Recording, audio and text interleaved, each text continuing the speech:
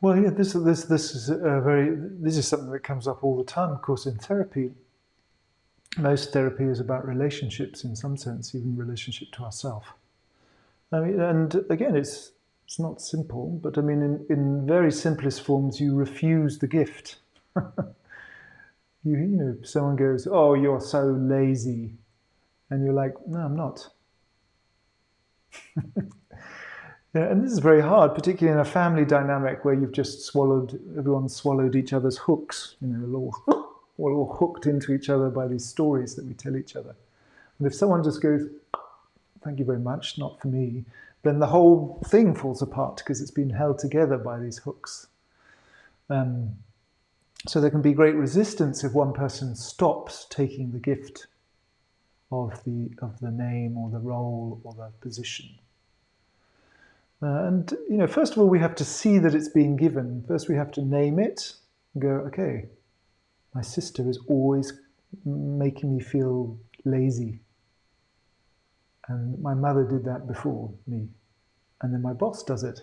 And that's something I find that everybody thinks I'm lazy, and then you're like, maybe, maybe I think I'm lazy, and that I then project that onto other people. This is one possibility.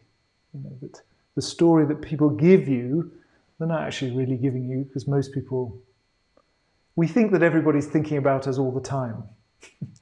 We think that all, you know, our enemies are constantly plotting to do us down, and our loved ones are constantly worrying about us and thinking about us.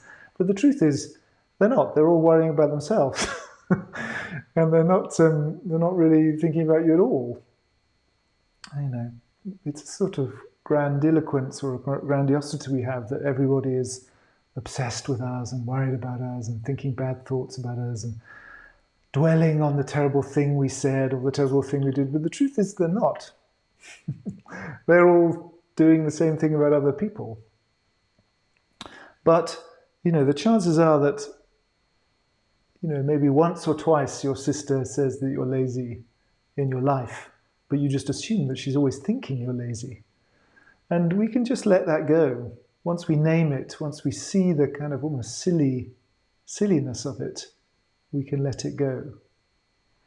And then there are occasions where people are, you know, in difficult codependent relationships where people are locked in to that, you know, inside a relationship where, you know, the person needs you to be lazy so that they can be judgy.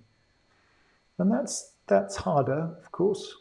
But the same sort of thing needs to happen. It's a kind of conscious uncoupling, to use Gwyneth Paltrow's, Chris Martin's phrase. It's a conscious unhooking, noticing, naming the hooks, unhooking, seeing how it feels, seeing where you hook again, seeing if you can unhook. But the important thing is not to blame the other person. Remember from our work on the Lojong slogans, drive all blames into one. It's just much simpler if you assume that your mind is causing the problem, because that empowers you. You can then change how you respond when someone calls you lazy. If you're constantly blaming, you're essentially disempowering yourself. You know, if only my sister would stop calling me lazy, then I'd be happy.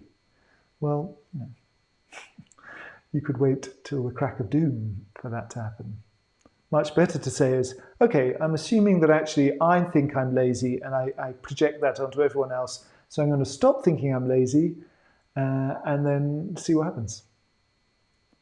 By driving all blames into one, by taking the initiative or assuming that the power to change things lies in your remit, not in someone else's, then you empower yourself.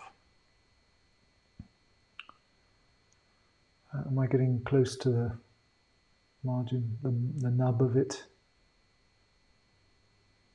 for you, Kathy?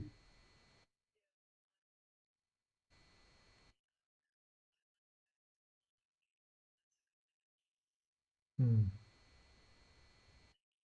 I mean, we can go through our lives like blaming other people and feeling a victim. And I don't want to get into victim bashing because some terrible things do happen to people.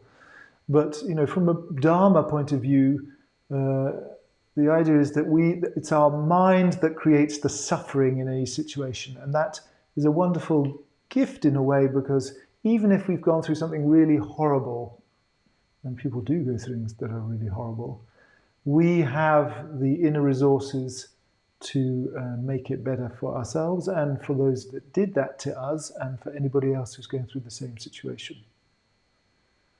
But that requires a lot of self-awareness and knowledge of the mind and how the mind works, which again is why we practice.